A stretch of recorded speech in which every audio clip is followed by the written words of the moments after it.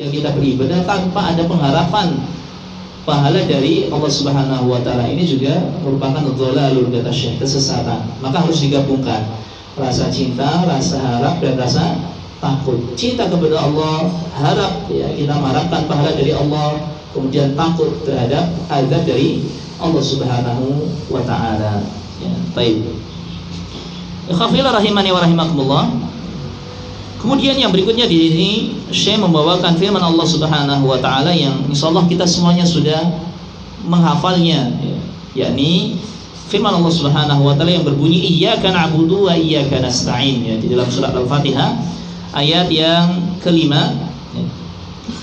Iyyaka na'budu, hanya kepadamu lah kami beribadah, wa iyyaka nasta'in, dan hanya kepadamu lah kami memohon pertolongan. Ini menunjukkan bahwasanya ibadah, ya, dan disebutkan salah satunya di sini adalah isti'anah, yang memohon pertolongan, itu hanya boleh kita palingkan hanya kepada Allah. Ya.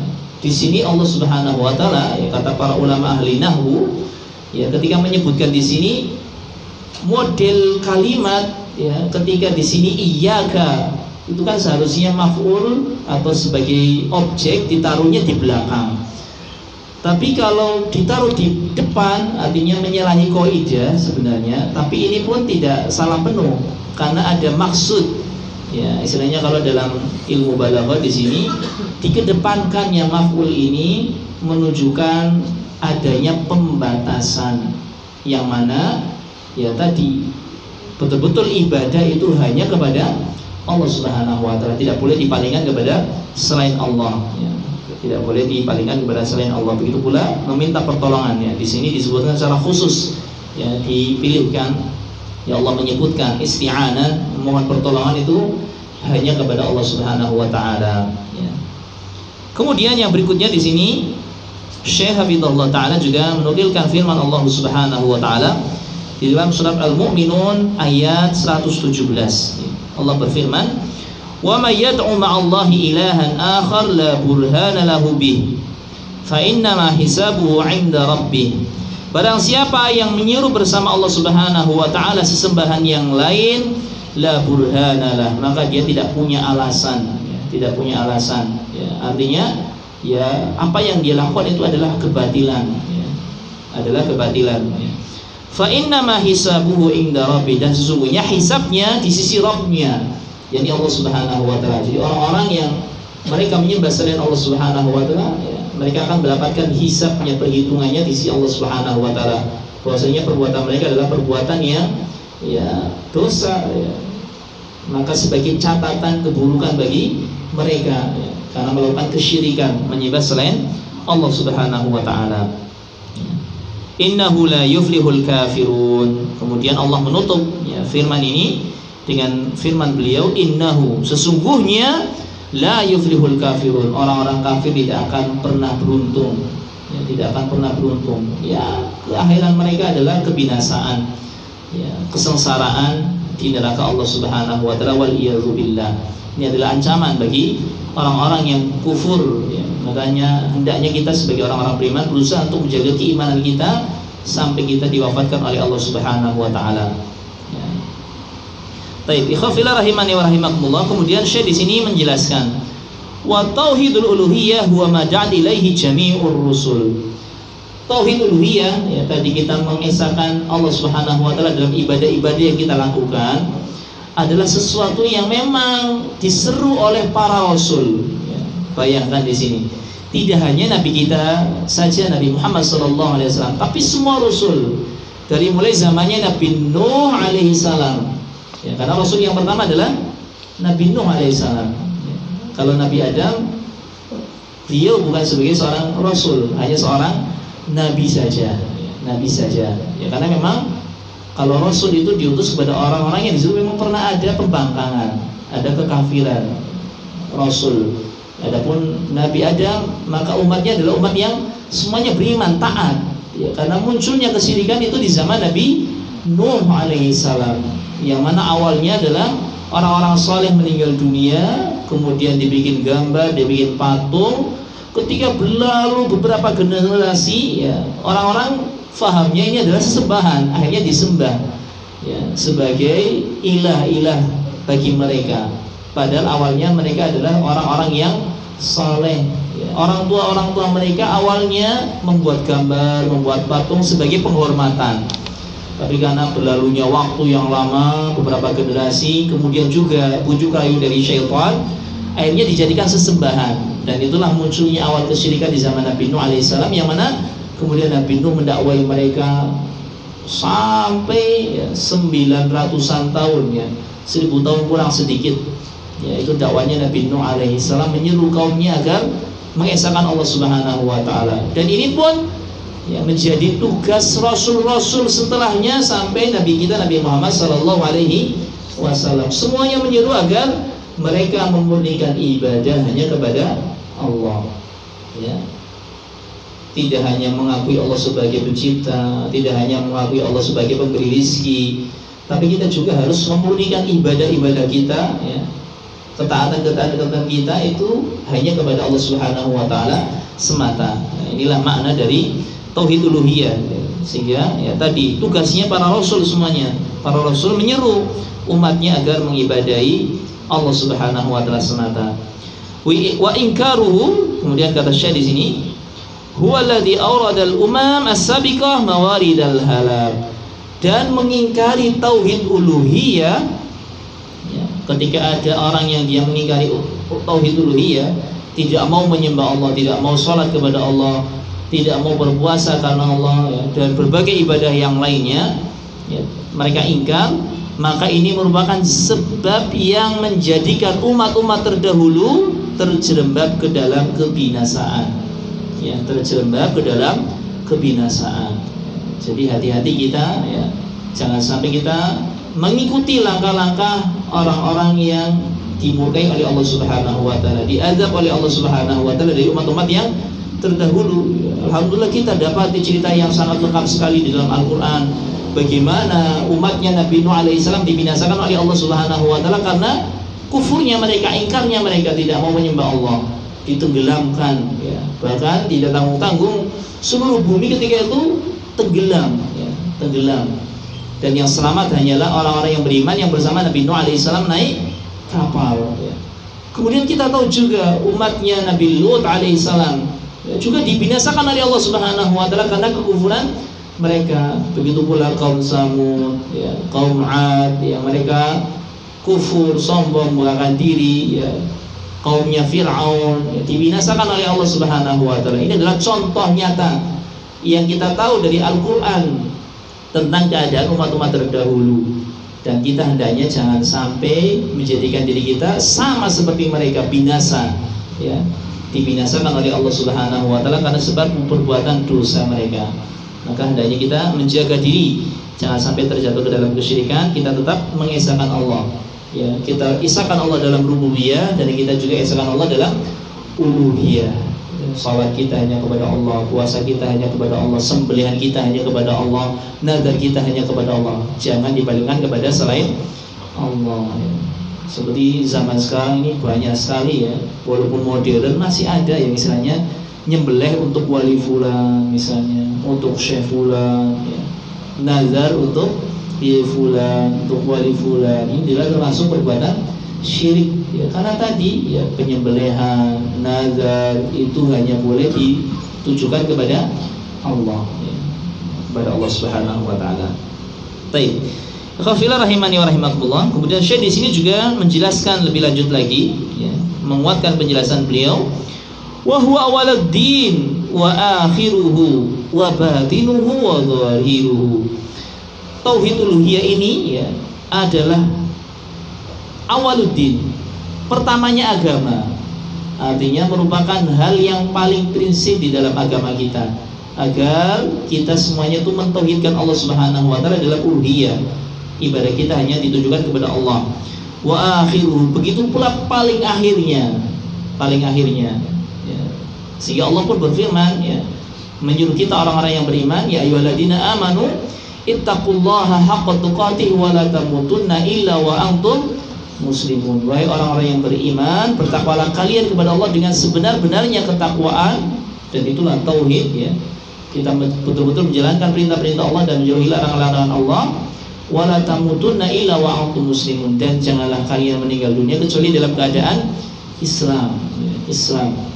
Ya, ini adalah perintah Allah Subhanahu wa taala yang terakhir agar kita senantiasa menjaga keimanan kita sampai ketika meninggal dunia. Wa batinuhu wa dhariruhu, baik yang tersembunyi maupun yang nampak, ya. Jadi ibadah-ibadah yang tersembunyi maupun yang nampak kita harus sematkan atau harus kita palingkan hanya kepada Allah. Wa huwa awwalu da'watir rusul wa akhiruha, dan ini merupakan seruan para rasul yang pertama dan seruan para rasul yang terakhir, agar kita semuanya mentauhidkan Allah dalam uluhiyah, ya, memurnikan ibadah-ibadah kita hanya kepada Allah. Wa li ajlihi ursilatir rusul, dan tauhid uluhiyah merupakan sebab diutusnya para rasul, ya, sebab diutusnya para rasul, ya, karena kaumnya Nabi Nuh alaihissalam pun dahulu mereka mengakui rububiyah Allah, yang menciptakan adalah, yang menciptakan mereka, alam semesta ini adalah Allah Subhanahu wa taala, tapi mereka palingkan ibadah kepada selain Allah. Begitu pula orang-orang musyrik di zaman Nabi sallallahu alaihi wasallam pun demikian.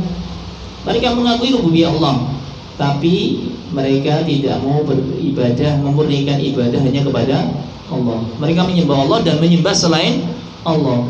Inilah sebab diutusnya para rasul, termasuk Nabi kita Nabi Muhammad SAW, untuk memurnikan uluhiyah di muka bumi ini hanya kepada Allah.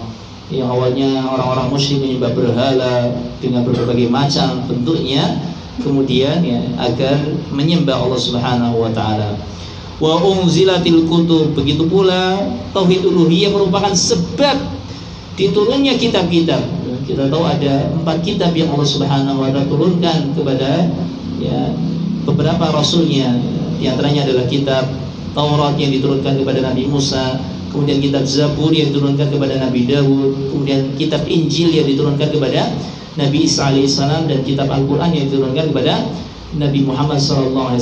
Keempat kitab ini diturunkan tujuannya adalah agar untuk meluruskan uluhiyah, ya, agar manusia itu hanya menyembah Allah Subhanahu wa taala semata, tidak menyembah berhala, tidak menyembah, ya, sampai pun para nabi, ya, karena ada manusia-manusia menyembah nabi. Begitu pula tidak menyembah malaikat, ya, karena ada manusia-manusia yang menyembah malaikat, ya, waliyadzubillah. Baik. Wasullat suyuful jihad, begitu pula, ya, dihunuskan pedang jihad, ya. Nabi SAW diperintahkan untuk berjihad memerangi orang-orang kafir, agar mereka orang-orang kafir memurnikan uluhiyah kepada Allah Subhanahu wa taala. Wa furiq bainal mu'minin wal kafirin, dan dengan sebab tauhid uluhiyah inilah dipisahkan, dibedakan antara orang-orang beriman dan orang-orang kafir, ya. Orang-orang kafir jahiliyah, mereka yang notabene masih mengakui Allah sebagai ilah, sebagai Rabb, tapi karena mereka menyembah juga sesembahan-sembahan selain Allah, mereka tidak disebut sebagai seorang muslim, ya. Mereka tidak disebut sebagai seorang muslim. Mereka tetap di atas kekafiran sampai mereka memurnikan uluhiyah kepada Allah Subhanahu wa taala. Ya. Mereka sholat hanya untuk Allah, mereka tawaf hanya untuk Allah, mereka menyembelih hanya untuk Allah. Ketika mereka sudah melakukan hal tersebut, betul-betul memurnikan uluhiyah, baru mereka berubah menjadi seorang muslim. Tapi nyatanya mereka lebih cinta kepada apa yang dilakukan oleh nenek moyang mereka. Mereka tidak mau menyelisih nenek moyang mereka. Itulah yang menyebabkan mereka berada di atas kekafiran terus, ya. Karena mereka saking cintanya kepada orang tua mereka yang telah, ya, tersesat menyembah berhala, ya. Mereka ikuti kesesatan orang tua mereka pun akhirnya mereka tetap berada di atas kekufuran. Walaupun mereka mentauhidkan rububiyah Allah, tapi uluhiyahnya gagal, ya, akhirnya mereka, ya, sebagai seorang kafir, disebutnya sebagai orang-orang kafir banyak sekali, ya. Bahkan ada surat namanya surat Al-Kafirun. Surat Al-Kafirun ini adalah tentang orang-orang kafir jahiliyah yang mana mereka mengajak Nabi kita Nabi Muhammad SAW untuk kompromi, ya, kompromi, di mana nanti sehari mereka ikut menyembah Allah Subhanahu wa taala dengan sempurna sebagaimana yang dilakukan oleh Nabi Muhammad SAW. Tapi di hari berikutnya mereka meminta Nabi agar juga mengikuti cara mereka. Tapi kan agama tidak boleh dicampur adukan, ya, sehingga Nabi menolak dengan tegas, sehingga Allah pun turunkan surat Al-Kafirun tadi, ya. Sehingga dari sini pun kita tahu, ya, mereka walaupun mengakui Allah Subhanahu wa taala, tapi tak kalah mereka beribadah juga kepada selain Allah, mereka tetap dicap sebagai orang kafir, belum berubah menjadi seorang muslim sampai memurnikan tauhid uluhiyah. Ya, baik. Khafila rahimani wa rahimakumullah. Kemudian di kalimat terakhir di sini, wa baina ahlil jannati wa ahlin nar, dan dengan sebab uluhiyah ini pula dibedakan antara penduduk surga dan penduduk neraka. Ya. Orang-orang yang betul-betul memurnikan uluhiyah kepada Allah Subhanahu wa taala, maka mereka akan menjadi penduduk surga. Tapi orang-orang yang masih mencampur adukan ya, uluhiyah Allah, ya, mereka menyembah Allah dan juga menyembah selain Allah, maka mereka akan menjadi penduduk neraka, waliyadzubillah. Ya, kita berlindung kepada Allah Subhanahu wa taala dari menjadi golongan orang-orang yang tadi tidak murni tauhid uluhiyahnya. Mereka beribadah juga kepada selain Allah, ya, kemusyrikan, ya, waliyadzubillah. Baik. Kemudian saya di sini melanjutkan menjelaskan bahwasanya tauhid uluhiyah adalah huwa ma'na qauluhu ta'ala la ilaha illallah. Tauhid uluhiyah ini merupakan makna dari firman Allah la ilaha illallah. Jadi ucapan la ilaha illallah ini sebenarnya adalah tauhid uluhiyah. Ini yang kadang-kadang tidak dipahami oleh kebanyakan masyarakat, ya. Kenapa? Ya, karena masyarakat, coba kalau kita tanya mereka, la ilaha illallah artinya apa? Apa jawaban mereka? Tidak ada Tuhan selain Allah, ya. Dan Tuhan kan, ya kita kan biasanya artinya cuma Rob saja, ya, Rob uluhiyah saja.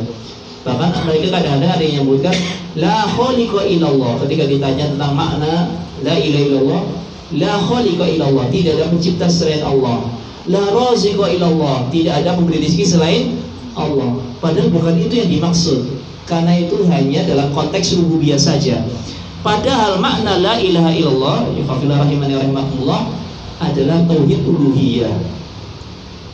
Sehingga para ulama menjelaskan makna dari la ilaha illallah, ya, di dalam banyak penjelasan mereka, maknanya adalah la ma'buda bihaqqin illallah, ya.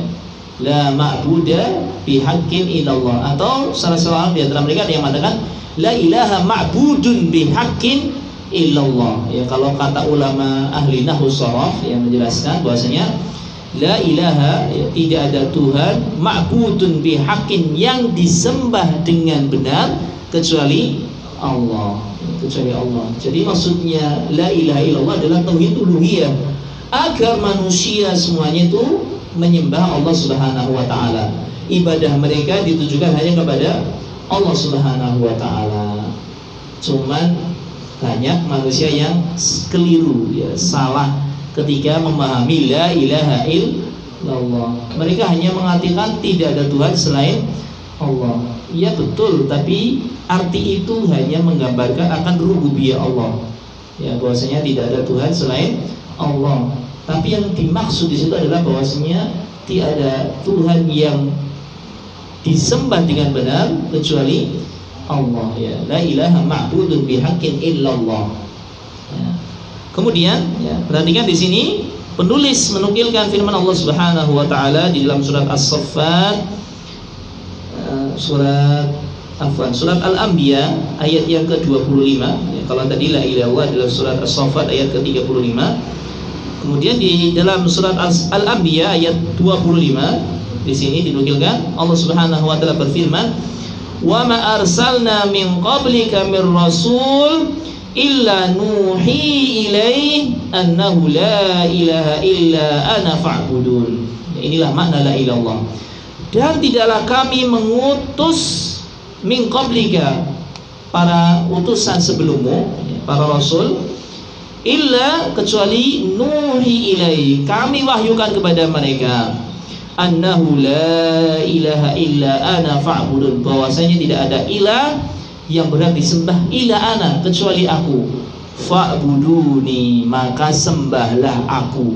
Ya, Masya Allah. Ini yang menunjukkan bahwasanya la ilaha illallah maksudnya adalah uluhiyah, ibadah hanya kepada Allah. Ya, kemudian di situ Allah berfirman fa'buduni, maka sembahlah aku saja, jangan kamu sembah selain aku.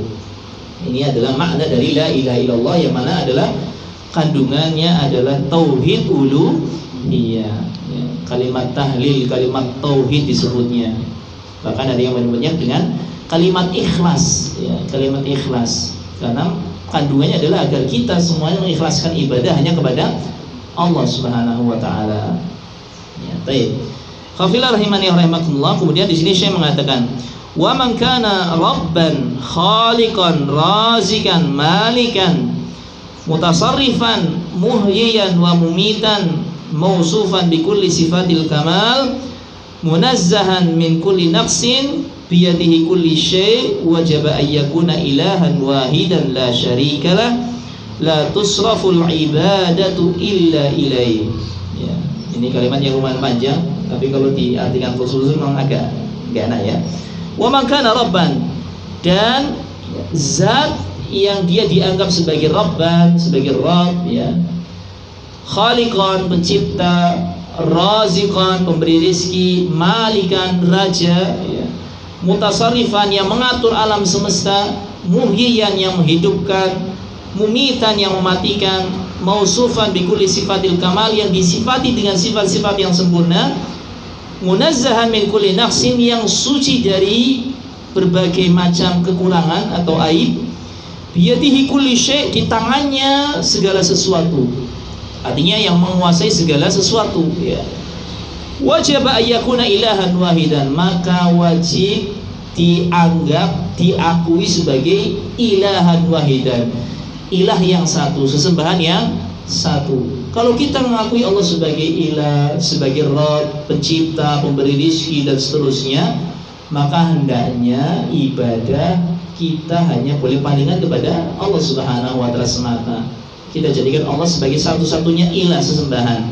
Ya, la syarikalah, tidak ada sekutu baginya. Sehingga ya tidak boleh kita menyembah malaikat, tidak boleh kita menyembah para nabi, para rasul, tidak boleh kita menyembah misalnya matahari, bulan dan selainnya dari makhluk, ya. Bagaimanapun besarnya makhluk tersebut tidak boleh disembah. Ya, karena kalau kita menyembah berarti kita menyekutukan Allah Subhanahu wa taala.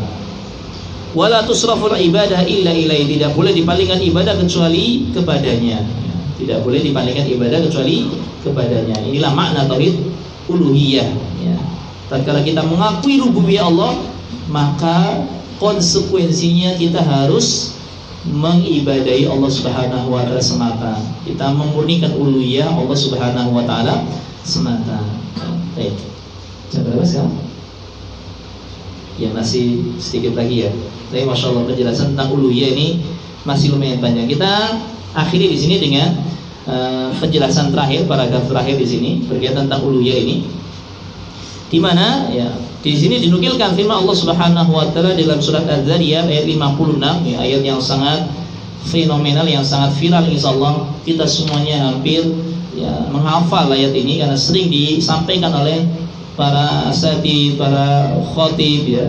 Wa ma khalaqtul jinna wal insa illa liya'budun. Allah Subhanahu wa taala berfirman dalam surat Zariyat tersebut, dan tidaklah aku menciptakan jin dan manusia illa liya'budun, kecuali agar mereka liya'buduni, menyembahku, ya, menyembahku, mengesahkanku di dalam ibadah, ya. Kemudian di sini Syekh menjelaskan ya maksud dari firman Allah Subhanahu wa taala ini, wa tauhidur rububiyyah min muqtadayati tauhidul uluhiyah, ya.